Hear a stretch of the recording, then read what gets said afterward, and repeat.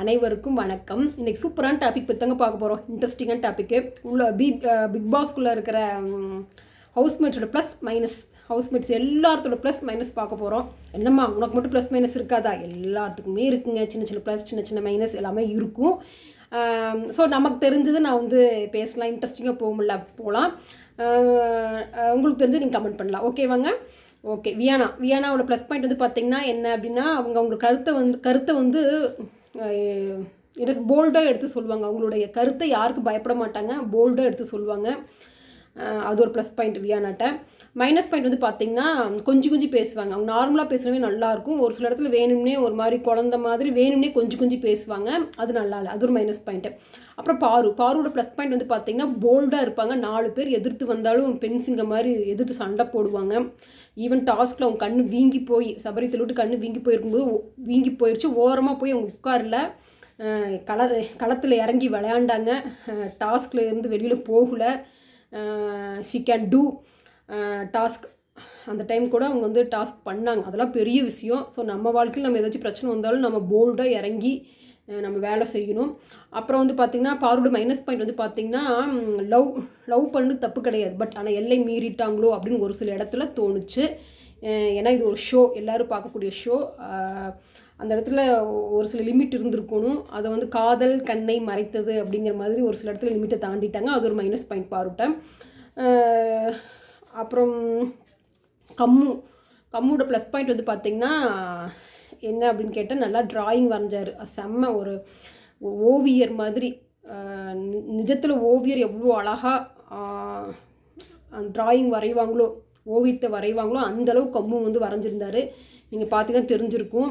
கானா வினோத் அவர்களும் பிரவீன் காந்தி அவர்களும் காமிச்சாங்க ஒரு இடத்துல பிக் பாஸ் ஷோவில். இதெல்லாம் வந்து கம்மு வரைஞ்ச ட்ராயிங் சொல்லி காமிச்சாங்க. சூப்பராக இருந்துச்சுங்க. நீங்கள் பார்க்கலன்னா போய் பாருங்கள் அந்த வீடியோவில். அவ்வளோ அழகாக வரைஞ்சிருந்தார். அப்புறம் அழகாக பாட்டு பாடுறாரு. ஒரு சில இடத்துல குழந்த மாதிரி நேச்சுரலாகவே குழந்த மாதிரி இருப்பார். அது ஒரு ப்ளஸ் பாயிண்ட். ஆனால் மைனஸ் பாயிண்ட் வந்து பார்த்திங்கன்னா கம்முட்ட கோவம், டக்குன்னு கோவம் வந்துடுது. கோவத்தில் என்ன பண்ணுறாருன்னு அவருக்கு தெரிய மாட்டேங்குது. வார்த்தை விட்டுறாரு. அதாவது தகாத வார்த்தை பேசிடுறாரு. இதெல்லாம் வந்து ஒரு மைனஸ் பாயிண்ட் கம்முட்ட.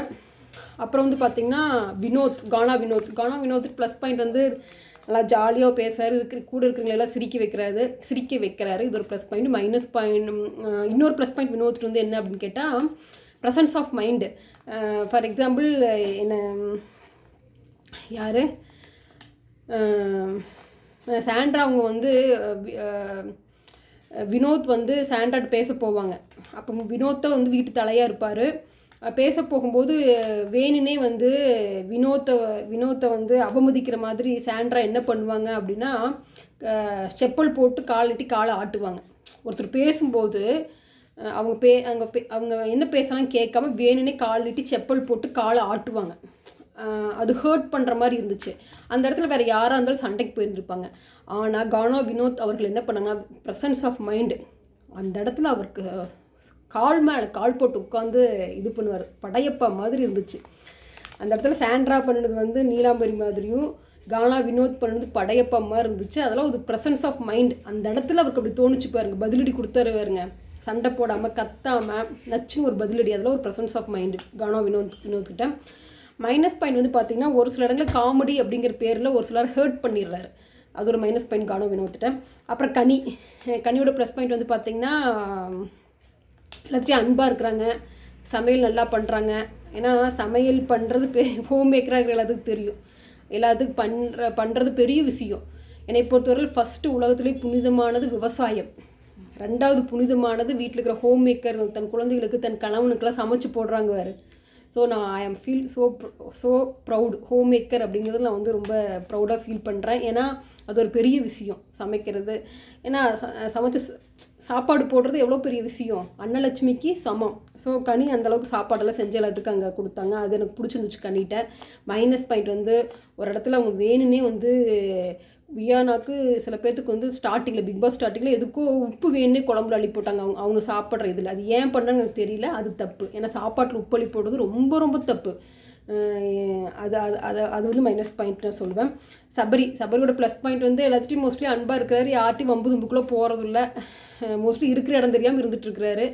ஆனால் சபரிட்டு ப்ளஸ் பாயிண்ட் அது. மைனஸ் பாயிண்ட் வந்து பார்த்திங்கன்னா ஒரு அந்த பாரு கீழே பிடிச்சது இது ஏன்டா திரும்ப திரும்ப சொல்கிறேன்னு கேட்குறீங்க. அது எனக்கு சொல்ல வேண்டிய எனக்கு அது ஹர்ட் ஆச்சு, அதனால சொல்கிறேன்.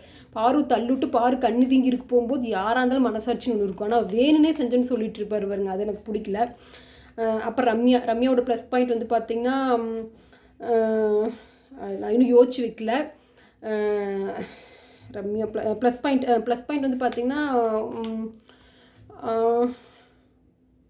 அவங்க ஒரு சில இடத்துல வந்து ஆனால் யோசிச்சு வைக்காம விட்டுட்டுனே. சரி, ஓகே. அவங்களும் மோஸ்ட்லி அவங்களும் வேலையை வந்து இருப்பாங்க, யார்கிட்டையும் சண்டைக்கு போக மாட்டாங்க. ஆனால் அவங்கள்ட்ட யாராவது சண்டைக்கு வந்துட்டு விட மாட்டாங்க, வார்த்தையை கொட்டிடுவாங்க. ஓகேங்க. அப்புறம் ஓகே, இப்போவே வந்து 5 மினிட்ஸ் தாண்டி போயிடுச்சு. மீதி அடுத்த வீடியோவில் பார்க்கலாங்க. இந்த வீடியோ பிடிச்சிருந்துச்சுன்னா மறக்காமல் லைக் பண்ணி சப்ஸ்கிரைப் பண்ணுங்கள். உங்களுடைய கருத்தை பதிவிடுங்க. நன்றி, வணக்கம்.